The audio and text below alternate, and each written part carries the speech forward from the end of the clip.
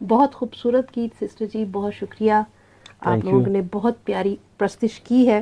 اور ناظرین، جیسا کہ آپ جانتے ہیں کہ کلام کہتا ہے کہ آدمی صرف روٹی ہی سے جیتا نہ رہے گا، بلکہ ہر اس کلام سے جو خدا کے منہ سے نکلتا ہے. متی 4 باب اور اس کی 4 آیت میں یوں مرقوم ہے. جب دنیا جاگ رہی ہوتی ہے تو ہم روحانی نیند سے جاگنے کے لیے خدا کے زندہ فعال اور تلوار کی مانند کلام کی طرف پلٹتے ہیں، کیونکہ اس کا کلام ہمارے قدموں کے لیے چراغ اور ہماری راہ کے لیے روشنی ہے. زبور 119 اور اس کی 105 آیت. ناظرین، یسوع سنگ سویرا میں آئیے اپنے دن کا آغاز کریں اس کلام سے جو ہمیں تسلی دیتا ہے، جو ہمیں راہ دکھاتا ہے اور نئی زندگی بخشتا ہے. یہ صرف الفاظ نہیں ہے، بلکہ خداوند کا کلام سانس ہے، ہماری روح کی غذا ہے. آئیے اپنے پروگرام کا آغاز کرنے کے لیے آج پھر ہم پاسٹر نعمان سروش اور ہماری بہت پیاری سسٹر مسز نعمان سروش، صداقت سروش کو ویلکم کرتے ہیں. جی بہت شکریہ آج پھر آپ کی آمد کے لیے. ہم نہایت شکر گزار ہیں. اور کیسے ہیں آپ لوگ؟ بالکل ٹھیک، خدا ان کا شکر. ہاں جی پاسٹر، میں چاہوں گی کہ آپ چھوٹی سی دعا کریں، کیونکہ پچھلے ہمارے دونوں ایپیسوڈز جو دیکھے گئے ہیں لوگوں نے اس سے بہت برکت پائی ہے، اور ہم چاہیں گے کہ اس سارے ایپیسوڈ کو بھی خداوند کے سامنے رکھیں، تاکہ خداوند ہمیں توفیق بخشے کہ ہم وہ باتیں کر سکیں جو ہمارے ناظرین کے لیے بابرکت ٹھہرے اور سیکھنے کا موقع ہو. آمین. اے قدوس زندہ جلالی خداوند، ہم دل کی گہرائیوں سے تیرا شکریہ ادا کرتے ہیں کہ تو جو ہمارا خدا ہے، ہمارا رب ہے، ہمارا پالنے والا، ہمارا بچانے والا خدا ہے. آج اس ایپیسوڈ میں ہماری رہنمائی کر، تیرا کلام لوگوں کی زندگی میں جڑ پکڑے اور تیرے نام کو جلال ملے. یہ دعا تیرے نام سے مانگتے ہیں، آمین. آمین. بھائی صاحب، آج ایک خیال آیا میرے دماغ میں جو خداوند کی طرف سے ہی ہوگا، کہ خداوند ہمیں آج کے کلام سے یہ سکھائے کہ دنیا بہت تیزی سے چل رہی ہے. ہر انسان جو ہے نا بھاگ دوڑ میں لگا ہوا ہے. اس میں کہیں نہ کہیں کچھ لوگ ہیں جو خدا کے بہت قریب ہو گئے ہیں اور خدا سے بہت ان کا گہرا رشتہ ہو گیا ہے، اور کچھ لوگ ہیں جو خدا سے بہت دور چلے گئے ہیں. آج ہم سیکھنا چاہتے ہیں کہ ہماری زندگی میں خدا کے کلام کی اہمیت کیا ہے. جیسے آپ نے ذکر کیا کہ آج کے دور میں ہر انسان مصروف ہے اور بھاگ دوڑ میں مصروف ہے. ایک وقت تھا کہ جب لوگ چرچ جاتے تھے ان کے ہاتھوں میں بائبلز ہوتی تھی. اب آپ دیکھیں لوگ چرچ آتے ہیں، بہت کم کے پاس بائبل ہوتی ہے. کئی لوگ تو بائبل پڑھتے نہیں ہیں، کئی لوگ ذرا کم پڑھتے ہیں، اور کئی لوگ روز پڑھتے ہیں. اب پتہ نہیں مختلف قسم کے یہ لوگ ہیں جو، لیکن ہم یہ دیکھتے ہیں کہ اصل میں دنیا کا جو چینج ہونا ہے، دنیا کا خیالات اور ہے. وجہ اس کی یہ ہے کہ why the people are going away from God. وجہ یہ ہے کہ جو لوگ خدا کے کلام کو پڑھیں گے، سنیں گے، اس کے مطابق زندگی گزاریں گے، وہ خدا کے نزدیک ہوتے جائیں گے. جو لوگ بائبل کو نہیں پڑھیں گے وہ پھر آہستہ آہستہ خدا سے دور ہوتے جائیں گے، اور یہی ابلیس چاہتا ہے. لیکن خدا کا کلام اتنا طاقتور ہے، اگر ہم خدا کے کلام کو موقع دیں گے تو خدا کا کلام انسانوں کو بدلے گا. آمین. دیکھیں کہ بائبل مقدس میں ایک بڑی زبردست ایک آیت بھی ہے، خیال بھی ہے. یرمیہ اس کا 33 باب اس کی پہلی آیت میں لکھا ہے، ہنوز یرمیہ قید خانہ کے سیر میں بند تھا کہ خدا ان کا کلام 2 بار اس پر نازل ہوا. اب حیرانگی کی بات ہے، یرمیہ قید میں ہے لیکن کلام نہیں قید. ہو نہیں سکتا. کلام جہاں بھی وہ آپ ہوگے خدا کا کلام آپ سے بولے گا. ساری دنیا میں پریزن ہاؤس ہیں. پاکستان میں 99 ہے اور انڈیا میں 1412 ہے. ٹھیک ہے. امریکہ میں 1566 ہے. ان میں انسان قید ہیں, لوگ قید ہیں, جرائم پیشہ قید ہیں, باہر نہیں نکل سکتے. آپ دیکھیں کہ انسان قید ہو سکتے ہیں, جانوروں کو بھی آپ قید کر سکتے ہیں. پرندوں جو پنجرے ہیں ان کے لیے قید خانہ ہی ہے. ان میں آپ ان کو بند کر سکتے ہیں. پانیوں کو بھی آپ ایک حد میں لے کے آ سکتے ہیں. ٹھیک ہے. لیکن خدا کے کلام کو کوئی قید نہیں کر سکتا. کوئی خدا کے کلام کو کسی حد میں باندھ نہیں سکتا.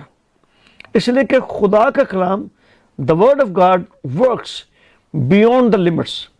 جہاں پر ہماری لمٹس ہوتی ہیں تو خدا کا کلام لمٹ سے بڑھ کر وہ کام کرتے ہیں. شاید کئی لوگ سوچ رہے ہوں گے اس وقت جو ہمارے دیکھنے والے ہیں کہ اگر ایسا ہے تو پھر جب بائبل پر پابندی لگا دی جاتی ہے یا بائبل کو کچھ ملکوں میں بینڈ کر دیا جاتا ہے, وہاں پہ نہیں پہنچ سکتی, تو وہاں کیا کلام کا پہنچنا ناممکن ہو جاتا ہے یا پھر وہاں پہ کلام کو قید کیا جاتا ہے؟ اس صورتحال کے بارے میں آپ اس کو کیسے لوگوں کو سمجھائیں گے کہ وہاں بھی کلام کی کوئی قید نہیں ہے؟ دیکھیں اب تو چونکہ ڈیوائسز کا زمانہ ہے. ٹھیک ہے. اگر کوئی آپ کو یہ بائبل مقدس جو ہمارے پاس ہے, اس کتاب کو اگر آپ کہیں لے کے نہیں جا سکتے تو فون تو آپ کے پاس ہے نا. فون پہ آپ ایپ لوڈ کر سکتے ہیں. میرا ایک دوست ہے, بھائی ہے, بھائیوں جیسا ہے, وہ پڑھا لکھا نہیں ہے. تو میں نے اس کو کہا کہ کیا کبھی آپ کے دل میں کوئی خیال آیا کہ کاش کہ میں بائبل پڑھ سکتا؟ کہتے جی روز آتا ہے لیکن میں کیا کروں. میں نے کہا اس کا حل ہے. میں نے ان کے فون میں audio Bible app download کر کے دی. میں نے کہا آپ اس کو سنیں, اگر آپ پڑھ نہیں سکتے اس کو سنیں. اس نے سننا شروع کیا. اس نے مجھے فون کیا 1 ہفتے کے بعد, کہنے لگا کہ میری زندگی بدل گئی ہے.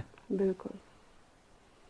یاد رکھیں یہ کلام ہے جو لوگوں کو بدلتا ہے. اب ایک سوال میرے ذہن میں ایک بات آ رہی تھی کہ چلے یہ تو ہم آج کے دور کی بات کر رہے ہیں, لیکن ہم اگر پچھلے دور میں دیکھیں تو دانیل کو جب قید خانے میں ڈالا گیا تھا تو خدا کا کلام اس کے پاس پہنچ رہا تھا, کتاب کی صورت میں نہیں, کسی پیپر کی صورت میں. خدا تو خود بولتا ہے, خدا تو خود آپ سے مخاطب ہو جاتا ہے, تو اس کا کلام کسی بھی طرح سے بندش نہیں ہو سکتا. اب دیکھیں نا, بند نہیں ہو سکتا. کہ بڑی زبردست یہ کلام کی فلسفی ہے. یوحنا اس کا پہلا باب لکھا ہے ابتدا میں کلام تھا اور کلام خدا کے ساتھ تھا اور کلام خدا تھا, یہی ابتدا میں خدا کے ساتھ تھا. اور سب چیزیں اس کے وسیلے یعنی کلام کے وسیلے پیدا ہوئی. اور جو کچھ پیدا ہوا اس میں سے کوئی چیز بھی, not even a single thing, کوئی چیز بھی اس کے بغیر پیدا نہیں ہوئی. اب یہ بات اب آپ دیکھیں, اس پہ ذرا غور کریں, اور میں چاہتا ہوں کہ جو لوگ دیکھ رہے ہیں سن رہے ہیں وہ بھی غور کریں. ابتدا میں کلام تھا. ابتدا کو ماپنے کا کوئی پیمانہ نہیں ہے. No one knows the beginning.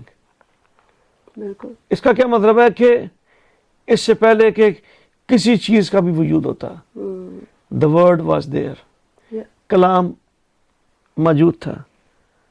اور پھر لکھا ہے کہ یہ کلام خدا کے ساتھ, اور کلام خدا تھا, اور پھر اس کلام کے وسیلہ سے سب چیزیں وجود میں. اب دیکھیں کہ خدا نے جب دنیا کو تخلیق کیا تو کیسے کیا؟ اس نے کہا, بول کے کہا. اس نے کہا let there be light, ہو جا, and there was light.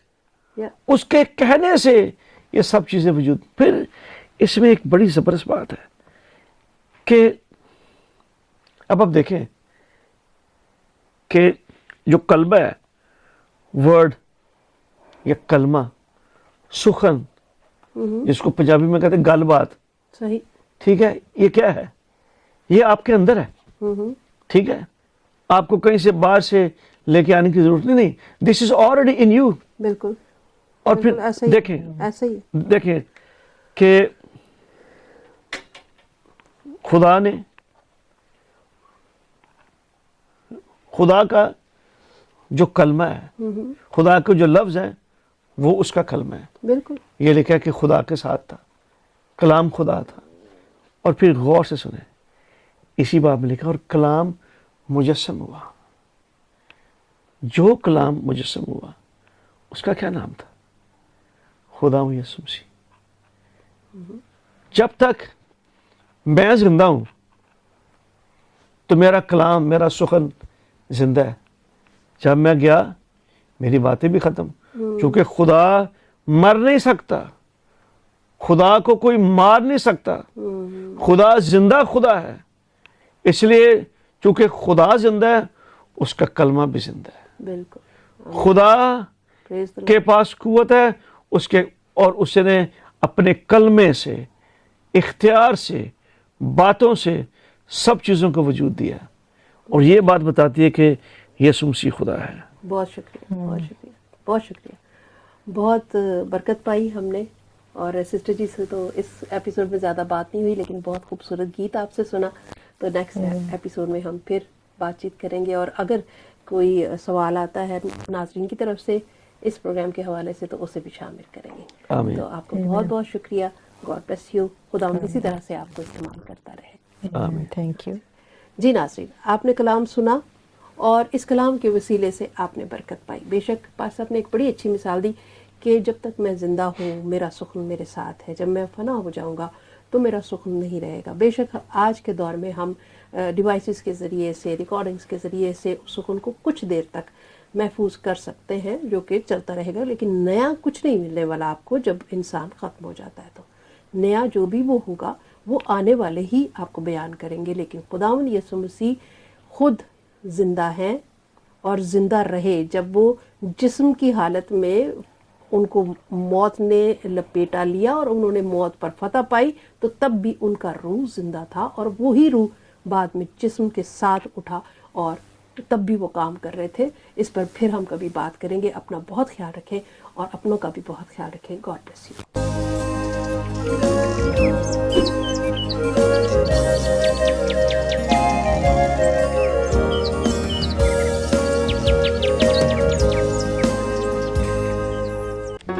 Do not forget to like the video, subscribe PTL TV, and press the bell icon to receive notifications.